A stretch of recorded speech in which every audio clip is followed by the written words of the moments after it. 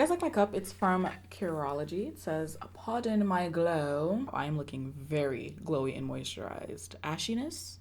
Dryness? We don't know her. I've always wanted one of these just to like, be fancy with my non-plastic straw. We stan an ecocentric queen.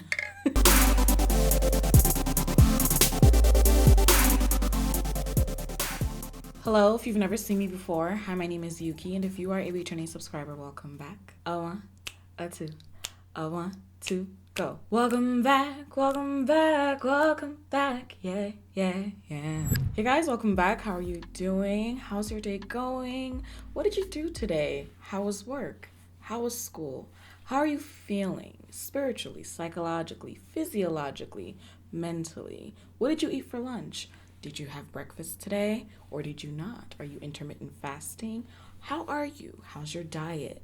Are you vegan now? What's going on? Update me with what's going on with your life. Hello, my loves. It has been a little bit. I know, I deeply apologize, but I am back.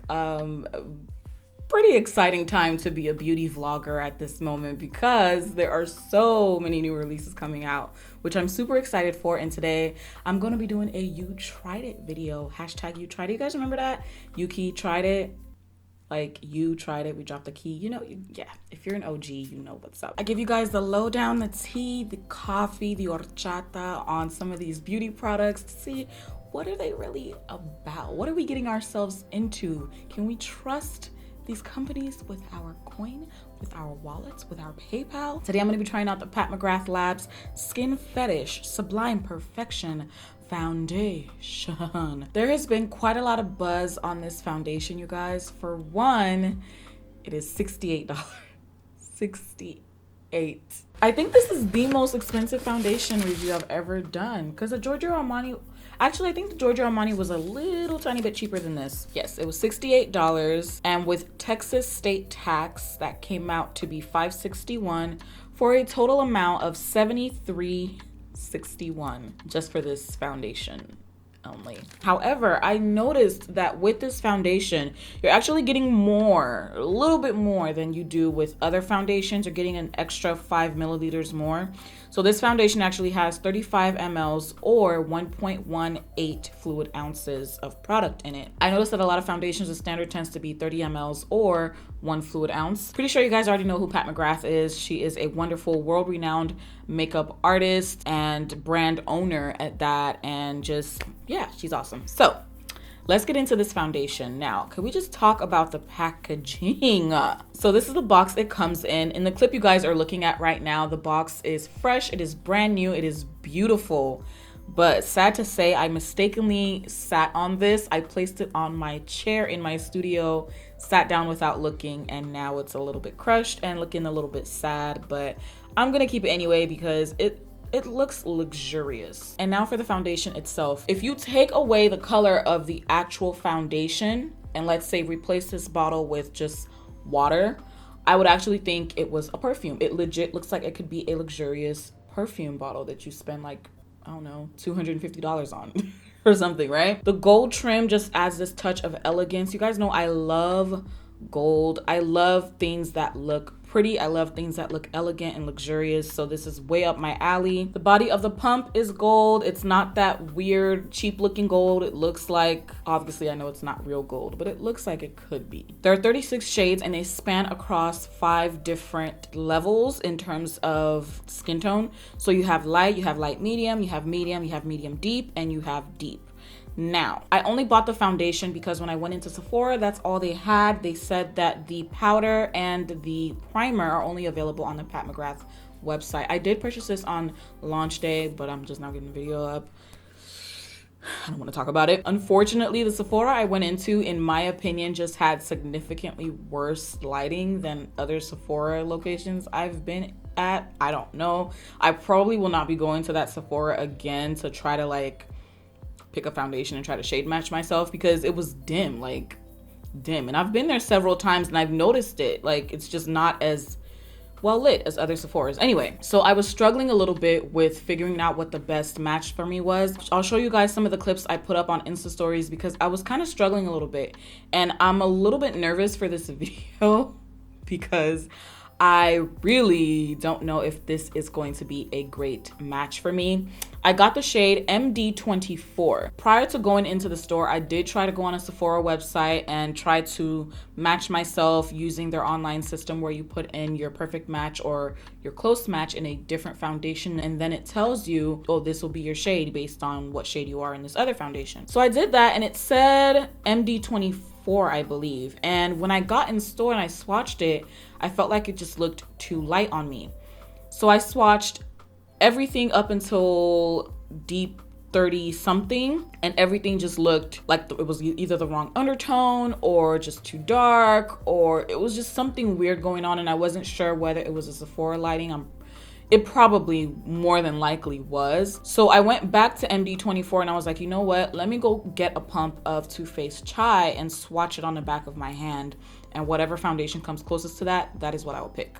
So I went ahead and I did that, and MD24 was the closest without me basically going 2-3 shades lighter than my natural skin tone. And I'm not gonna lie, this was the first time that I had struggled a little bit with my shade in store. Yeah, the consistency of this foundation surprised me. It surprised me. I don't really know what I was anticipating when I pumped it on the back of my hand in store. To me, it has the consistency of a light serum. Not necessarily water, but not as creamy as other foundations that I own. It's the consistency of a light serum. I do not have any primer on my face. However, my face does feel a little tiny bit tacky. I've been trying to get back into my whole skincare routine vibe, trying to be disciplined in that area of my life. That is why my face is looking a little bit, chocolate glazed donut-ish, It's a snack.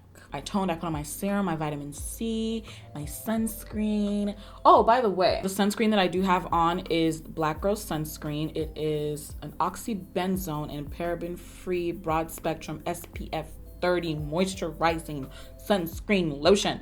Ultra sheer, fragrance-free. I've been using this for a little bit, but that's what I have on, and I do feel like it accounts for a lot of the glowiness that you're seeing, and also a bit of that tackiness as well. So I think the foundation will adhere pretty well. For my brush, I'll be using my Sigma Flat Kabuki F80 Air. This is exciting. Pat McGrath is a British makeup artist, and from my understanding, she works with a lot of models. So I really feel like skin is her big selling point, and her ability to make skin look skin-like. So I really have to manage my expectations as far as not expecting that Instagram type coverage. Hope MD24 does the trick, because oh god. As I was just moving the foundation around with the brush, it was actually splattering on my arm. So that's how movable this thing is. Or to retain as much coverage as possible, you want to stamp the product on. Okay, it's not too bad. I do need it was a tad too light. So this is just 2 pumps on my face. Obviously I did not color correct, so I am getting a bit of some of my natural discoloration peeking through. I'm going to apply 1 more pump, go around my mouth. Now for someone who doesn't have hyperpigmentation like I do, they probably would have been just fine with 2 pumps. And also it's a preference of how much coverage you want too. My face and my neck are both significantly darker than my chest, but my neck is a tad bit lighter than my face, so I usually match my foundations to my neck. I can still see quite a bit of my discoloration peeking through right on my cheek area. I'm getting areas where I'm seeing like some patches. I don't know if I should have maybe applied this with a sponge or blended it out with a sponge. The area on the sides of my mouth is looking like it's not fully covered, and that's an area that really, really bugs me whenever I'm trying to get a flawless complexion or flawless base. So the fact that it hasn't covered it is bothersome to me. So this is 3 pumps of the foundation on my skin. I think I might know what it might be. I have started reincorporating retinoids into my skincare again, and I'm getting a little bit of that, that little bit of that dryness that sometimes comes on. So maybe that's what the foundation is doing. It's not really, attaching to those areas where the dryness is really bad. Since the main focus is the foundation, I probably won't be doing much with the eyes. I'll be using the Beauty Bakery Proof is in the Pudding eyeshadow palette. First, I'll be using the shade called Mango Pudding. It's this beautiful orange shade here. And I'll be using this shade here called Bread Pudding. Just kind of dust above that orange. And go in with Warm Cocoa. And that's what Warm Cocoa looks like. Just gonna use short circular motions. I really hate using my finger for this, but I feel like I'm not gonna have a choice. I'm gonna take this shade right here called Chia Pudding. Actually, no, let's put up Almond Jelly first. So this is Almond Jelly. This is a chocolatey shimmer. And it's gonna, whoa, this is way better. Using this with your finger than a brush. I low-key might start doing this from now on because this is a vibe. Then we're gonna take Chia Pudding and I'm gonna place that in the middle, just right in the middle. To highlight, I'll be using the ColourPop Dark 46 No Filter Concealer. I know, $68 foundation and like a what, $8 concealer, but hey, such is life. And that's how I know I can tell that the foundation is the wrong shade for me, because there's really not much of a difference between the highlight color and the actual foundation color. I'm putting some concealer on the side to help this out. I should have went with my gut and picked MD26 because MD26 was a contender in store and I just didn't choose it. I'm gonna use my Laura Mercier translucent loose setting powder. MAC Mineralized Skin Finish in Deep Dark Deep. Okay, so I'm gonna show you guys two patches. There's one here. Okay, there's also one here. I think it's more my skin's reaction to that new retinoid in my routine. And it's actually the lowest concentration of a retinoid that you can have. Okay, blushes. I actually did another video using these blushes, but I didn't like the way the eye look came out in the video, so it never went up. I'm so sorry. But Mented Cosmetics came out with some, okay, if I can just, that'd be great. Came out with some Balm Blushes. We've got the shade Clay Too Much. These feel very luxurious in the hand. I can't describe it as velvety. It's like a soft velvet, but not quite velvet almost. What can I equate this to? I don't know, it just feels really good. So you have like a stop mechanism kind of, where if you want to just apply it like this, you can do that, or you can have it all the way up. So it's like a hard stop. I don't know what that's called. A locking mechanism. There we go. But this is Clay Too Much. Just gonna softly blend out one swipe on the back of my hand, and that is what Clay Too Much looks like. Next, we've got the shade Buried Away, as in like berry. So here is Buried Away, and this is so pretty. And this one up here is Buried Away. Next up is Pinky Promise. Got a little bit of a sheen to it, and that is Pinky Promise right up. Oh, you guys can barely see it. So one blended out swipe wasn't enough. So you can faintly see it, but there's Pinky Promise right above Buried Away. Next we have Peach for the Stars. And oh, it's a beautiful orange and it just makes me feel so happy looking at it. And this one also has a bit of a sheen to it, it appears too. And Peach for the Stars is the one right up here. I'm gonna go for Clay Too Much. So for the inner corner color, I'm gonna be picking up the Proof is in the Pudding palette again and taking Spiced Caramel. I'm picking up Spiced Caramel on my brush, and I'm gonna spray the brush and go into the inner corner. This is beautiful. Oh, oh, oh, oh. Do, do, do, do, do. Yeah, yeah, yeah, yeah. Oh yeah, there's something about you. Beautiful. I just want you to know you're my favorite girl. Line your eyes, baby girl, line your eyes. Looking at it, it still looks a little bit light with everything all put together, but it looks a lot more, it makes a lot more sense now. I'll be using my continuous setting mist from Morpheus. I'll be using this Laura Mercier Indiscretion Face Illuminator. I talked about this in my previous video and I just love the way it looks. I like the way it just don't mind me, okay? I just like it. And the way they pressed it is just so fascinating into me and I just want to touch it. So that's why I'm using it. This blush looks fire, you guys. Oh my gosh. I'm impressed. Yeah, it's definitely my skin because even my highlight is looking funny and it was not doing this last time. So since this other lash is misbehaving, I feel like it's always this lash that misbehaves, right? I'm gonna move on to lips. I'll be using the Lula Cosmetics Hybrid Shine Lipstick and Lip Gloss Lip Shine Duo. This one is in the shade Cannes Hybrid. I believe I've used this before. So it's a lipstick on one side and then a lip gloss on the other. My lips are so crusty. And then on the other side is a lip gloss. I thought I would zoom you guys back out a little bit more so you can see just how different it looks. All right guys, this is the finished look and I love the way the look came out. The time is currently 4:15 p.m. I am going to try to do an 8-hour wear test. Medium coverage, yes. It's difficult for me to say that with like my full chest though, because of the fact that this is not my true shade. MD26 is probably my shade, so I will be returning this. However, I'm trying to not blame some of the patchiness that I was having on the foundation whatsoever, because my skin obviously is not in the same state it usually is. Would I pay $68 for this foundation again in my shade?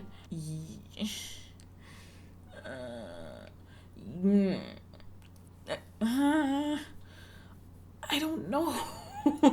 To get the kind of coverage that I want, I know I would have to apply more of the foundation, which means the foundation would run out quicker, which means that my money would do this instead of this. Someone who prefers a light or medium coverage, this is a dream foundation for you. But for me personally, I don't know if that coverage is something I can do long term. The area I was mainly concerned about was around the mouth, and that's because I have hyperpigmentation, but that's something that can easily be addressed with color correcting and also maybe just extra concealer around that area. And yes, it is a lot of money, but it is a high-end brand, and you guys already know, like, Pat McGrath it's up there. This is actually my first Pat McGrath product ever, so yay. But looking at the foundation right now, I'm smiling, I'm moving my face, I am doing all the expressions, and there is no crackling, there is no breakage. There is no crackling, settling into lines, or separating going on so far. So I am curious to see what this will look like in 8 hours. I do have very high hopes for this foundation because it is a luxury brand. Pat McGrath is known for quality, and it was $68, so it better hold up well.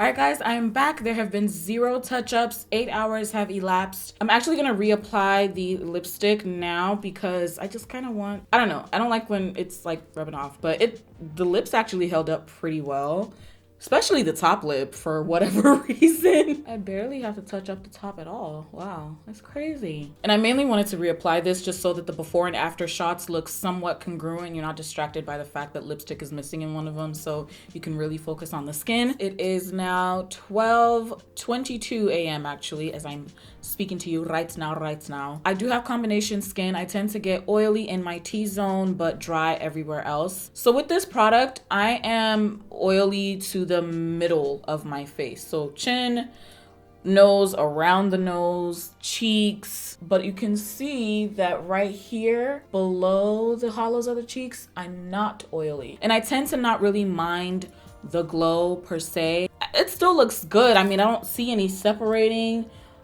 Oh, a little bit right here, just a tiny little bit, but I've been smiling a lot, so I'm not gonna ding it for that. There is a tiny little bit of separating in my smile lines, but it's nothing too major. I don't see any severe loss of coverage. Actually, I don't think I see any loss of coverage. If there's any coverage loss, it's because it was an error on my part, maybe from eating or trying to get my hair out of my face, because I did get a little bit of lipstick smudge from the transferring of the lipstick onto the hair strand, onto the cheek, and then, yeah, anyways. But yeah, for the most part, I think it looks good. For the most part, if you don't want to look like this, then obviously you're gonna have to use a primer, maybe a mattifying primer. You're obviously going to want to set with a matte setting spray, but being that, you know, my skin is the way it is right now, I just didn't want to do any of those things, so I just let it sit. And without a primer, this looks good. Without a primer, I would say this looks good for my skin. However, if you have oily skin, I would not risk it. Do not risk it. By that, I just mean don't risk not applying a mattifying primer prior to the foundation being applied. Yeah. I do wish I had the bottle to hold up here like, yeah, so about this foundation, you guys, you know, but I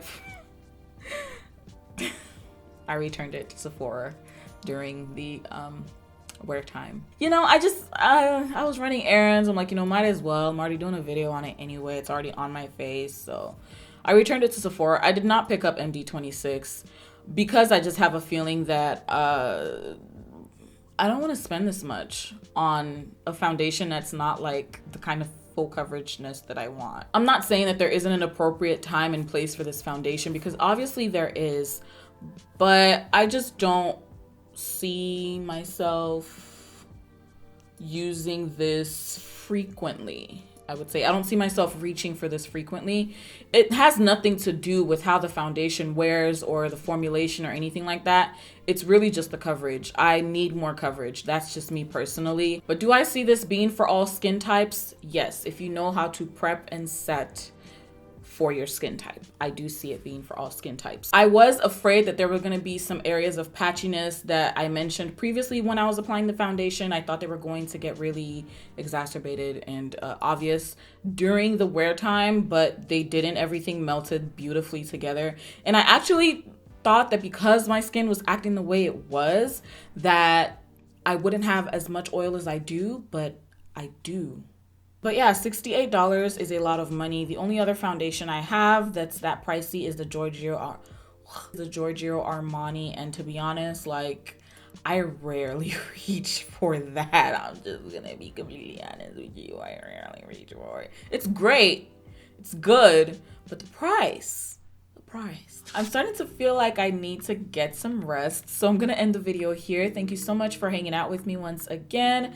Thank you for watching this edition of You Tried It. There are quite a few launches coming up, so please let me know in the comment section which launch you wanna see. Also follow me on social media if you like. I'm on Instagram at Youkeyy_, that is YOUKEYY_. Thank you for watching my video, and I love you. I love you. Okay, I'm gonna go now. Thanks for hanging out with me. Bye.